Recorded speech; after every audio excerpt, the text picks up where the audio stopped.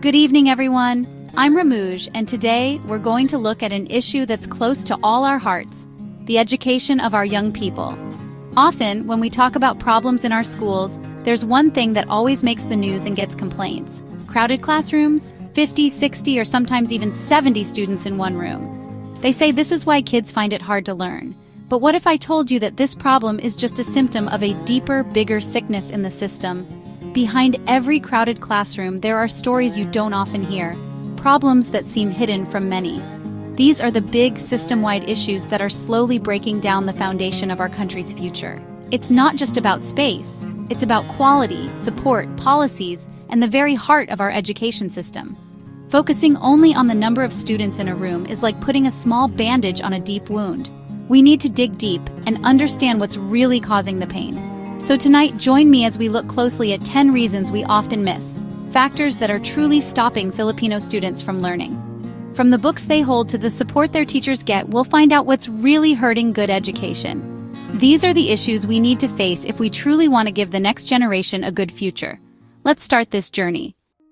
They say books are windows to knowledge, but what if this window is blurry, broken, or shows the wrong view? This is the reality in many schools in the Philippines. The textbooks given out are not just old and falling apart.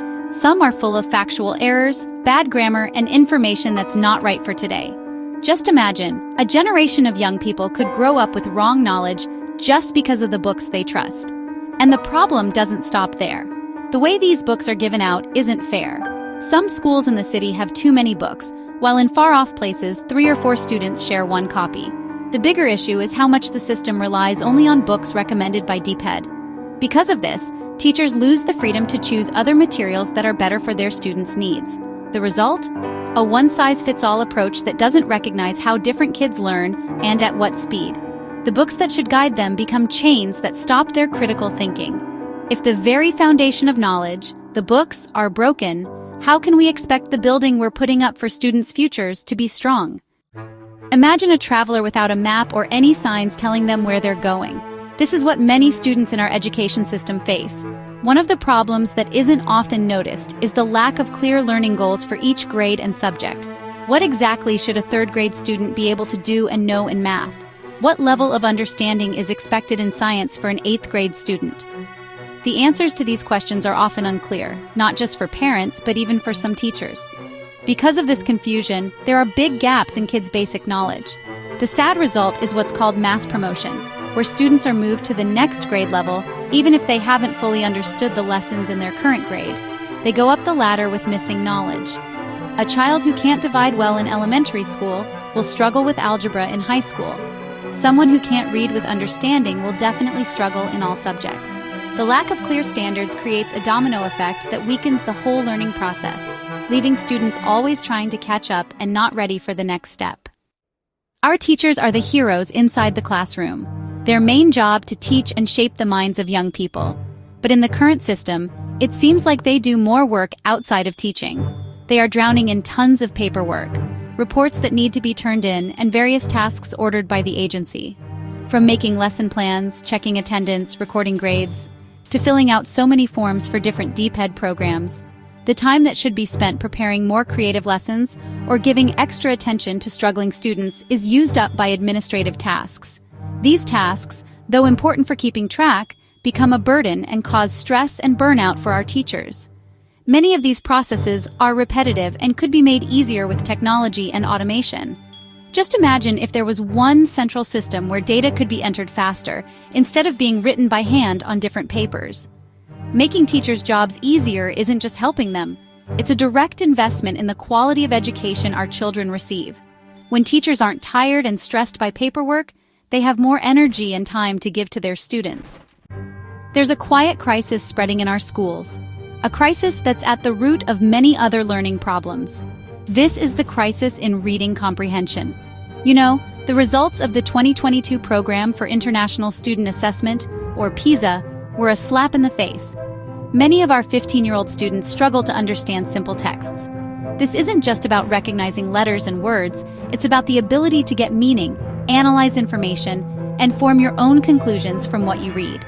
If this foundation is weak, all other knowledge will crumble. Reading isn't just one subject, It's the key to all subjects. How can a student answer a word problem in math if they don't understand the question? How can they understand concepts in science or lessons in history if they can't process what's written in the book? Poor reading comprehension creates a terrible domino effect.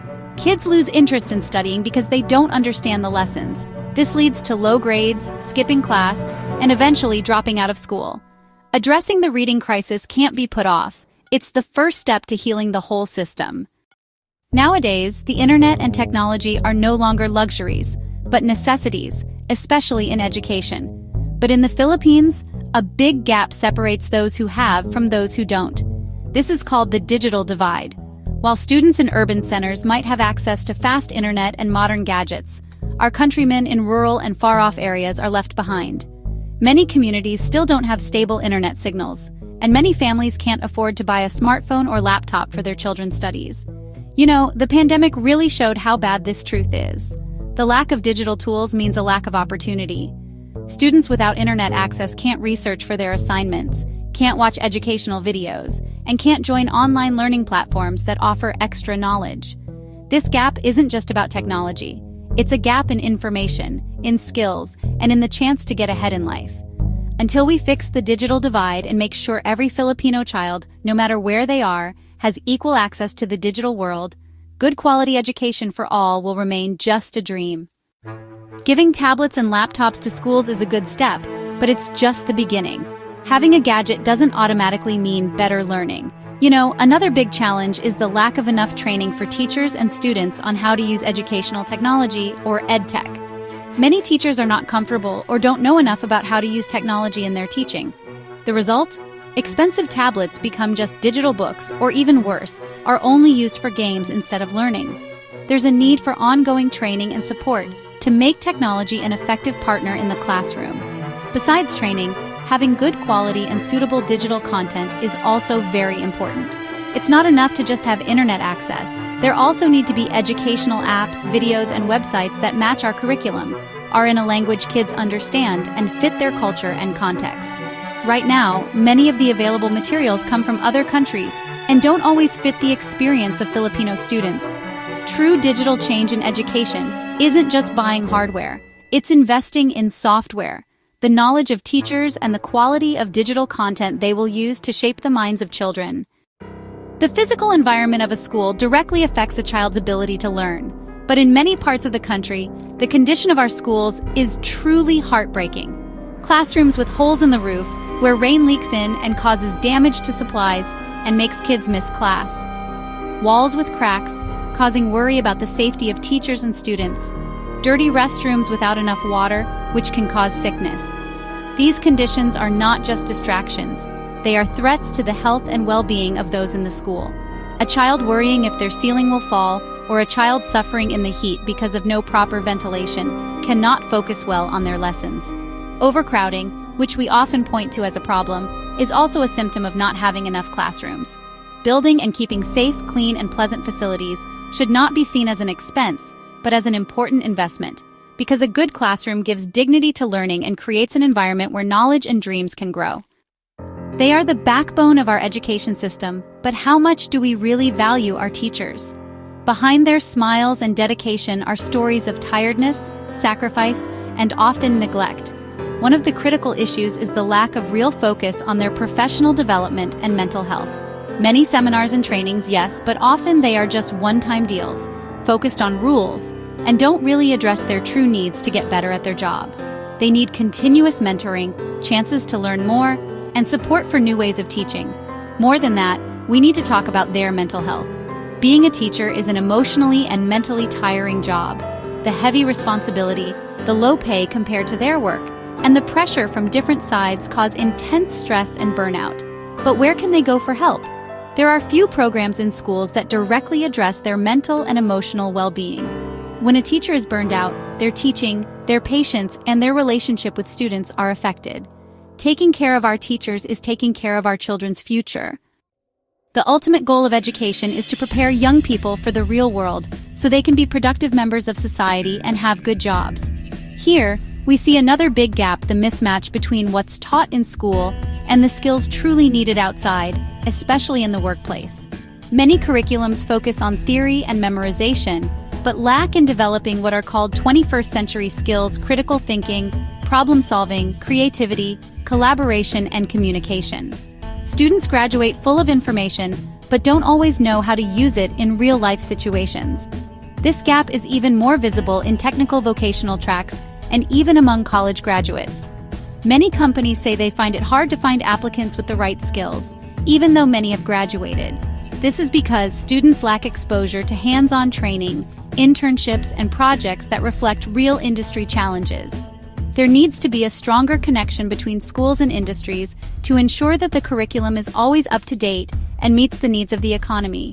Education should be a bridge, not a wall, to a successful future. The last, but perhaps the biggest problem, is rooted in how our education system is run. This is the issue of weak leadership and the lack of a clear and long-term vision. With every change in government, there's often a change in education policies and programs. The K-12 program, mother tongue-based multilingual education, changes in the curriculum. All of these go through revisions and changes depending on who is in charge. This ever-changing direction creates confusion, wastes resources, and lacks sustainability. Programs that were a priority yesterday might not be today. The lack of good coordination between DPED, TED, and TESTA makes the problem even worse. Policies that don't talk to each other result in programs that aren't connected, leaving gaps in a student's journey from basic education to college or technical training. To truly move forward, we need a national education plan that isn't tied to one government's term, a long-term plan built with all stakeholders: teachers, parents, experts, and the private sector. A vision that will guide us and ensure that every step we take is towards one direction: quality education for every Filipino. As we finish, it's clear that the issue of crowded classrooms, while a real problem, is just one branch of a big tree with deep and connected roots. Putting a temporary fix, like just building more classrooms, won't be enough if we don't heal the heart of the system. Problems with old books, unclear learning goals, teachers tired from paperwork, the reading crisis, the digital divide, and lack of proper training are illnesses that need immediate attention. These are what truly stop our students from reaching their full potential. Change won't come from just one person or agency. It's a shared responsibility. To our fellow teachers and administrators, let's not be afraid to speak up and push for changes based on facts and real experiences inside the classroom. Let's be part of making policies, not just following them.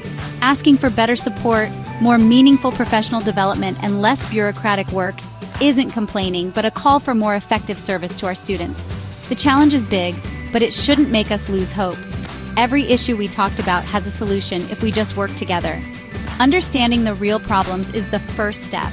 The next is to act, because the future of millions of young Filipinos, the future of our country, depends on the quality of education we pass on to them. Again, I'm Ramuj, reporting for a brighter tomorrow. Good evening.